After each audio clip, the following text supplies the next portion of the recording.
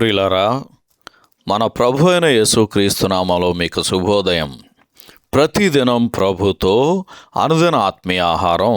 August 25. నేటి లేఖన పఠనం మత్తయి సువార్త 26వ అధ్యాయము 17 నుంచి 30 వచనాలు.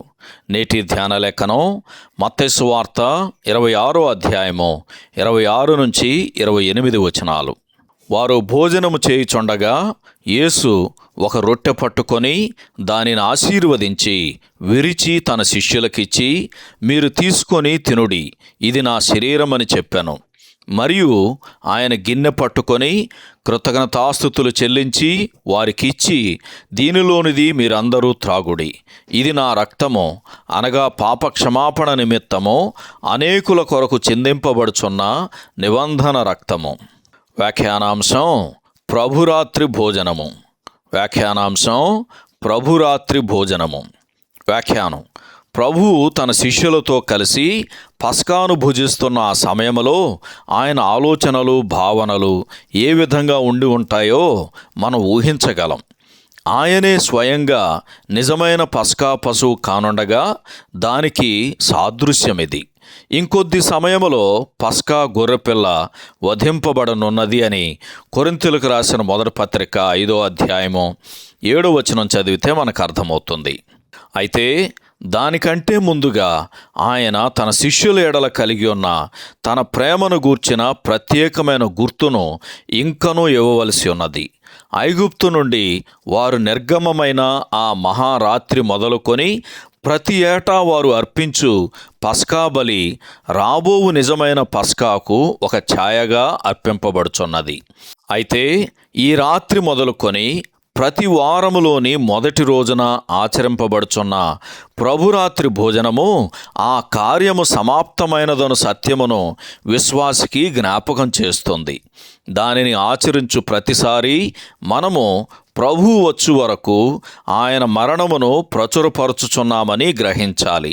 ఈ సందర్భంలో కొరింథీయులకు రాసిన మొదటి పత్రిక 11వ అధ్యాయము 26వ వచనం చదవండి. వారికి రొట్టెను పంచి ఇచ్చిన తరువాత ప్రభు అయిన యేసు తన వారికి ఒక గిన్నెను ఇచ్చి, దీనిలోనిది మీరందరూ త్రాగుడి అని చెప్పాడు. అవును, ఈ ప్రేమ విందులో వారందరూ ఆయనతో పాలు పొందాలని ఆయన ఆశ. అయితే బయటికి వెళ్ళిపోయిన యోధా తప్ప వారందరూ పాలు పొందారు అని యోహాను సువార్త 13వ అధ్యాయము 30వ వచనం చదివితే మనకు అర్థమవుతుంది. మరి దానికి వారు అర్హులా? పేతురు ఆయనను ఎరుగనని బొంకనున్నాడు. మిగిలిన అందరూ ఆయనను విడిచి పారిపోనున్నారు. అయినను ప్రభు అయిన యేసు వారితో చెప్పినట్లే ఆయన విమోచించిన వారితోనూ, దీనిలోనిది మీరందరూ త్రాగుడి అని ఇంకనూ చెప్పుచూనే ఉన్నాడు. అలా చెప్పిన తర్వాత పాపక్షమాపణ నిమిత్తము అనేకుల కొరకు చెందింపబడుచున్న అమూల్యమైన ఆయన రక్తమును గూర్చి వారికి తెలియజేశాడు. ప్రియమైన స్నేహితుడా, అనేకులు అనే ఈ గుంపులో నీవు కూడా ఉన్నావా? ఒకవేళ ఉంటే గనక ప్రభు అయిన యేసు కోరిన దానికి మరి నీ స్పందనేంటి? కీర్తనల గ్రంథం 116వ కీర్తన 12 నుండి 14 వచనాలు ఈ సందర్భంలో చదువుకుంటే మనకు అర్థమవుతుంది. సహోదరుడు జాన్ కోక్లన్ శుభములతో వందనాలు.